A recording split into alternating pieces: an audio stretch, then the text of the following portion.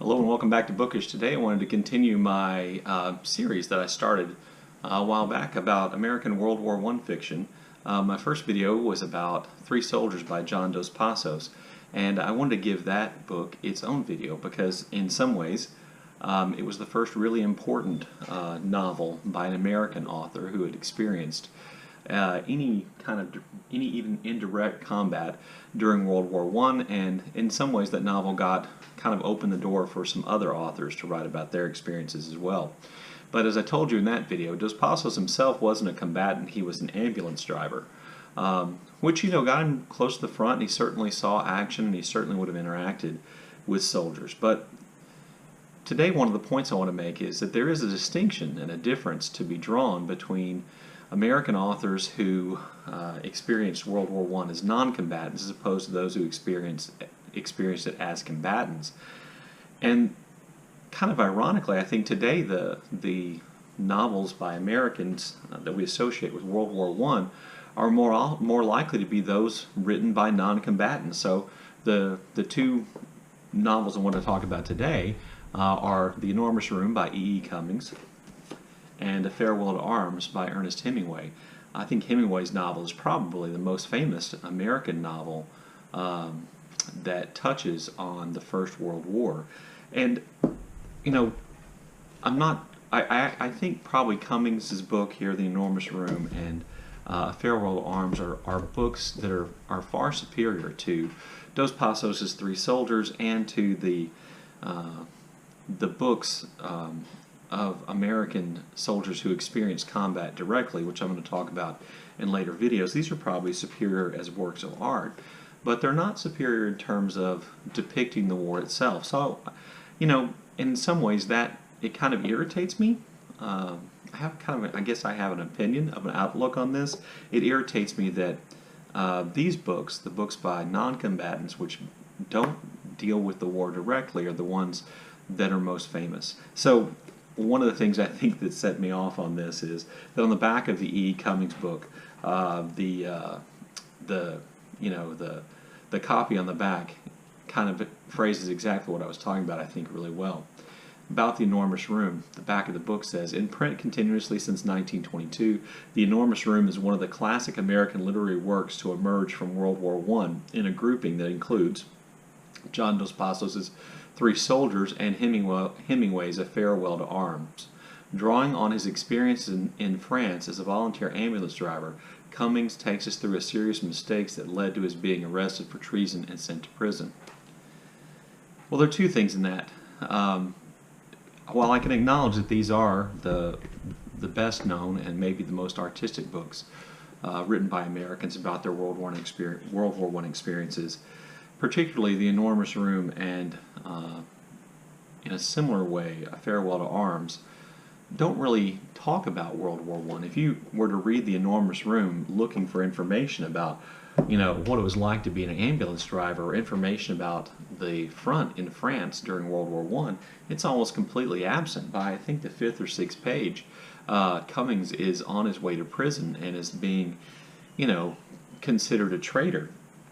So the book really doesn't talk about World War I at all. In fact, the fact that Cummings was involved in World War I at all is really just a way of setting the story he wants to tell, which is actually a fairly interesting story about men who are living with oppression and how they react.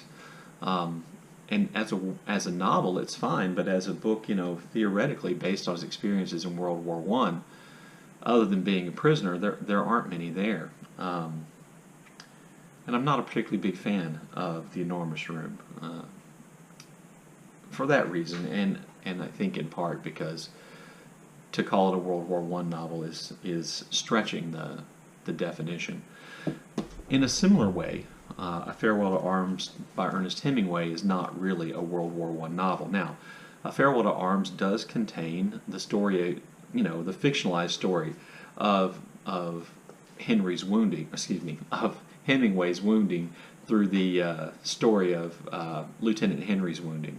And, we have to assume that there's some artistic license there, but it does at least, explain something or give some glimpse into a combat style experience and the confusion surrounding it. And so for that reason, I'm probably a little bit easier on A Farewell to Arms, and if you've seen any of my other videos, you know I like Hemingway.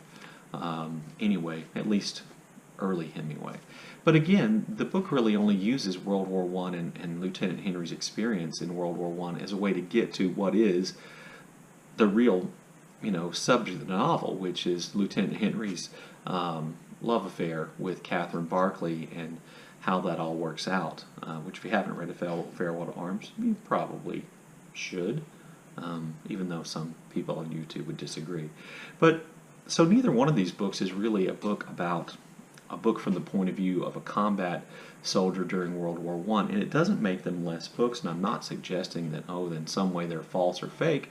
They are about what they're about, but there are works of fiction written by American writers who were actually combatants during World War I, which convey oftentimes vividly, oftentimes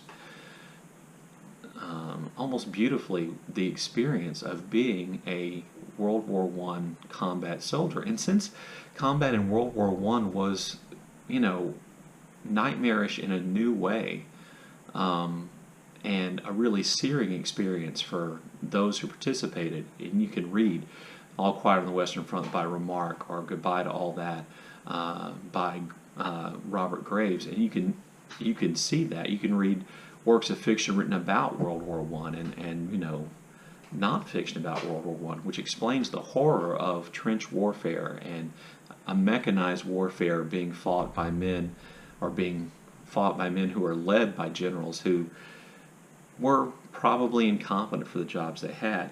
And those books exist. Those books by American authors exist. They would include, Towards the Flame by Hervé Allen, and Company K by William March, and probably most importantly Through the Wheat by Thomas Boyd. So in later episodes in this series about American World War I fiction, I'll go into depth. I'll be talking about those novels, and I'll be talking about those writers and their experiences, and kind of contrasting those novels which depict realistically what it was like to be a soldier, an American soldier during World War I, and kind of contrasting them with these novels which use World War I more as a backdrop or as a framing story for the story they really want to tell.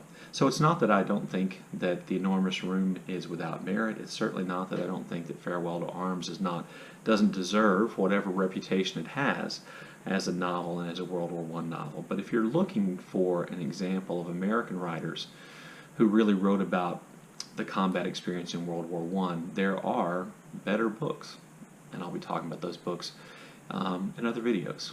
Let me know what you think about the series and what are my comments about The Enormous Room and A Farewell to Arms, and thank you for watching.